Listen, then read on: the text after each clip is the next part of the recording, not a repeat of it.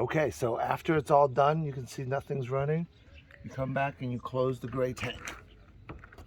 Every time before you change anything or disconnect anything, you always just manually check both valves are closed, because what you don't want to have is you assume they're closed when they're not, and stuff might come out. So one pro tip that I'm going to give you is always have the closing block on here when you disconnect this end. I always disconnect from the vehicle first, and it'll be obvious why. We disconnect it and we cap it right away, because if this falls on the floor for some reason, then whatever's in this tube, that there's still water in here, it's going to back out that way. So that's why I cap it. And as soon as I cap that, I feel good enough that even if I drop this right now, I'm clear. Then I come in and I close this one. Okay? And then that all's done. There's always going to be residual liquid in here. So then what I do is I start picking it up, and you can see, I can feel it because it's heavy. And I start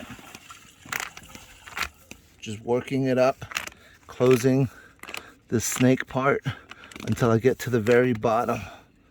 Okay? Then I lift it out and tilt it, and I just let it drip for a few seconds, right? You want all that nasty drip to drip into the sewer, not into your box. And then after it drips for a little bit, come to the side, and then I just undo everything, right? Reverse of everything. I undo this, and I immediately put the cap back on. And I immediately put this end right into the bag. I don't want to touch that or deal with that at all.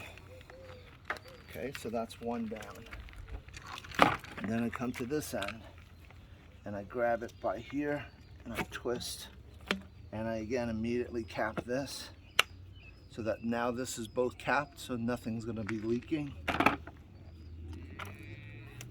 And then I take this tube. I always leave this end on the way out, because this has some teeth that it can grab on, that you can grab onto when you pull it out. If you leave this end, it could be hard trying to pull it out. You might need pliers or something. So take this back to the bumper and stick this in first, and then you gotta line it up a little bit. And it doesn't actually have to go all the way in. You could leave it like that, because this cap gives you some space in there. And then this is magnetic, so there's magnets in here, so it gives you that about almost an inch space. So you just put it here, and then you'll feel it when it clinks on.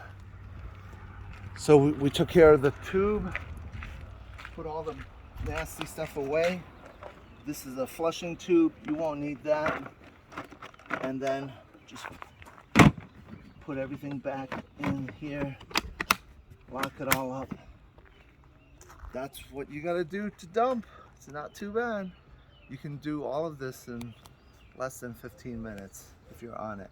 Now remember, you gotta do it in the order that I told you. Black tank first, then gray tank. If you don't do it in that order, then the soapy water from your gray tank is not gonna flush all that nastiness out of your sewer line, right? You might end up with some nasty sewer stuff in your line. But if you flush the gray tank after the black tank first, then it'll flush all that soap water, will flush all that nastiness out. All right, bye.